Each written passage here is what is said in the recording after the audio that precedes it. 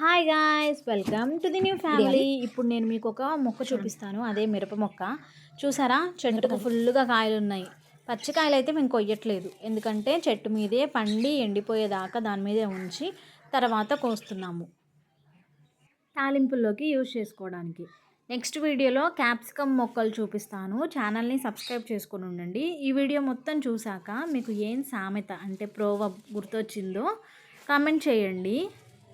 చిన్న చెట్టు అయినా ఇప్పటికీ ఒక 2-3 టైమ్స్ కోసుంటాము. అవి వంటలోకి కూడా వాడాము కూడా. ఇప్పుడు మిరప మొక్కలే వేరే చూపిస్తాను, చూడండి. ఇవి వాంటెడ్గా కావాలని విత్తనాలు దీంట్లో వేసాం, మిరపకాయలు కావాలని. కానీ ఇవి రావట్లా. అవి ఊరికే ఎలాగో మొలిచింది, ఇట్లా విత్తనాలు వేస్తూ ఉంటాం కదా, అలాగా మొలిచింది. దానికి మాత్రం ఫుల్ చెట్టు నిండా కాయలే ఉన్నాయి.